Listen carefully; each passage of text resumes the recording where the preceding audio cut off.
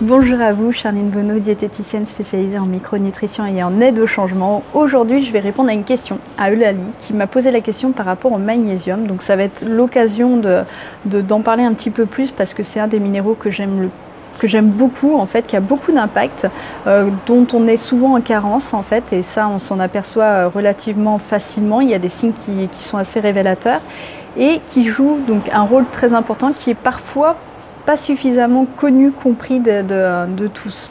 Donc je me suis dit que c'était l'occasion de faire un point sur le magnésium. Donc merci Eulalie pour ton intervention et ta question.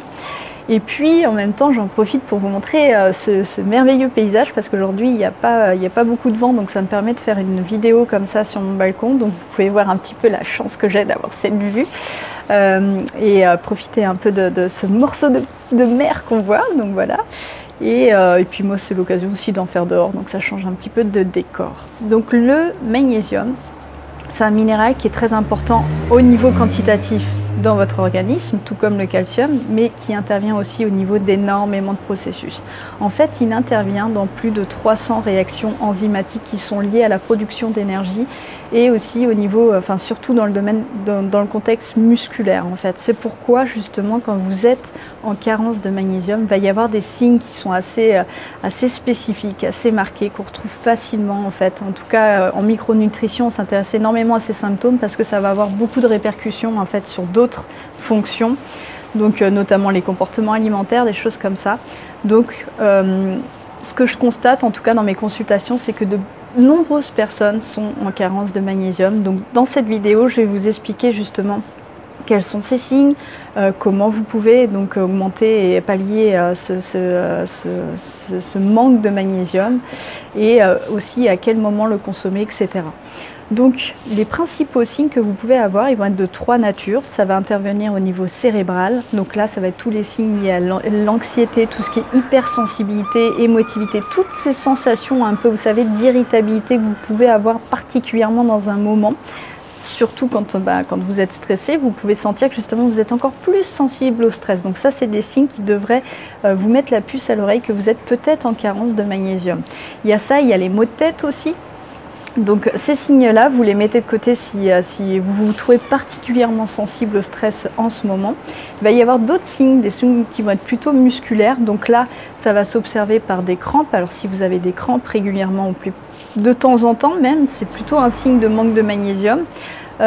Si vous avez des tressautements de paupières, vous savez quand vos paupières comme ça sursautent un petit peu comme ça dure quelques instants, donc ça c'est un des signes assez typiques d'un manque de magnésium. Ça peut être aussi des fourmillements au niveau des doigts ou tout simplement la contraction au niveau de la mâchoire, des choses comme ça, les extrémités qui vont être qui vont picoter un petit peu au niveau des pieds, au niveau des mains. Au niveau thoracique aussi, cette sensation de boule dans la gorge, de boule d'oppression thoracique en fait. Tout ça, c'est des signes que vous pouvez être en manque de magnésium, pardon. Et j'ai une bonne nouvelle pour vous, c'est très facile de se supplémenter, d'augmenter en fait sa consommation de magnésium et donc de réduire tous ces signes. Donc ça vaut la peine de prêter attention à ces signes pour tout simplement l'améliorer et puis vous éviter tous ces signes qui sont plutôt désagréables. Donc d'où viennent en fait les carences qu'on peut avoir ? Alors c'est quelque chose, comme je vous expliquais, qui est de plus en plus développé parce que ça va tout simplement avec nos tendances, nos habitudes alimentaires. D'une part, c'est un minéral qu'on va trouver plutôt, c'est un nutriment qu'on va trouver plutôt dans des aliments qui vont être très riches. Donc déjà quand on surveille son poids, quand on fait attention à toutes ces choses-là, souvent on va avoir tendance à éliminer les aliments qui en contiennent le plus. Donc ça fait que de fait on va en avoir moins.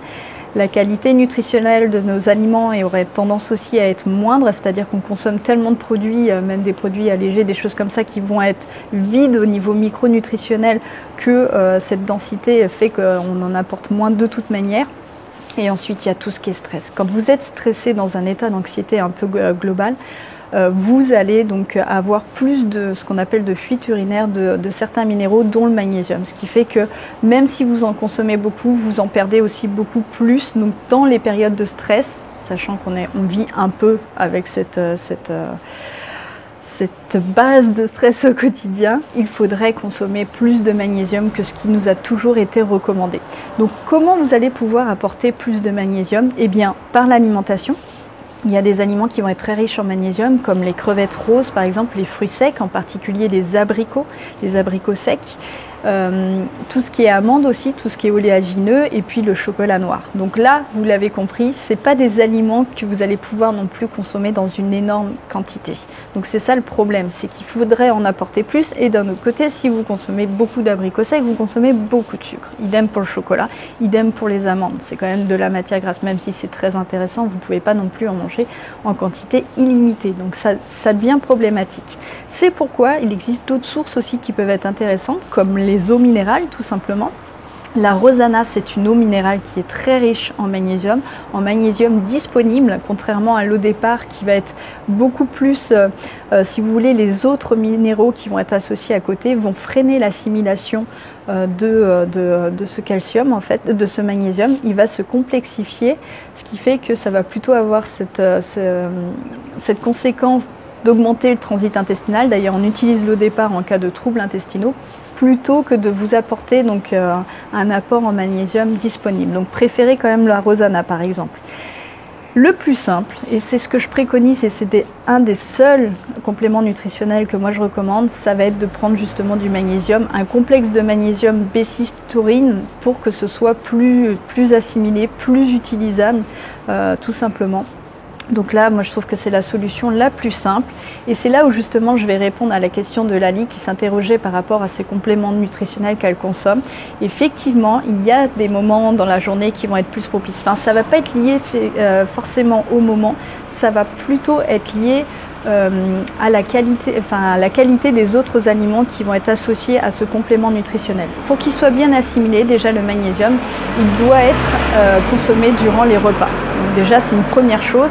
Mais attention au type d'aliments que vous allez avoir dans ce repas. Si votre repas est riche en produits laitiers, donc riche en calcium, sachez que ça va freiner l'assimilation du magnésium. En fait, ils sont antagonistes tous les deux, donc en fait, ils sont en compétition tous les deux plutôt, et le fait d'en avoir beaucoup d'un va freiner l'assimilation de l'autre.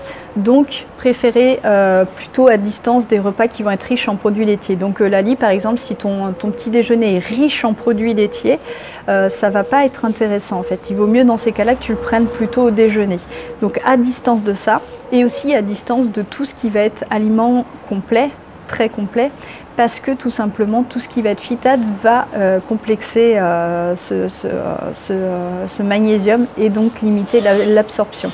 Donc typiquement si vous prenez un petit déjeuner pain complet avec produits laitiers, c'est peut-être pas le meilleur des repas pour pouvoir vraiment bénéficier de tout ce magnésium. Donc moi je vous recommande plutôt de le prendre au déjeuner dans ces cas-là. Donc vraiment, en tout cas pendant les repas. Et puis après, au niveau du moment de la journée, ça n'a pas d'importance, même si moi, effectivement, je serais tentée de l'utiliser plutôt en début de journée, donc matin ou midi, tout simplement pour avoir l'énergie le plus disponible. Parce que moi, je sens que je suis tellement en carence que quand j'en prends, en général, je sens l'effet dans la journée même. Donc, sachant que de toute manière, c'est sur des cures qu'il va falloir que vous allez vraiment pouvoir bénéficier de tous les intérêts nutritionnels du magnésium. Donc voilà, je pense avoir fait le tour pour le magnésium.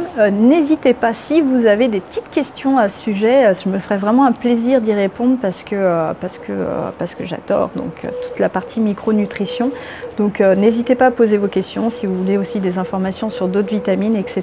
Donc je vous laisse les inscrire en commentaire, je me ferai un plaisir de les lire et d'y répondre.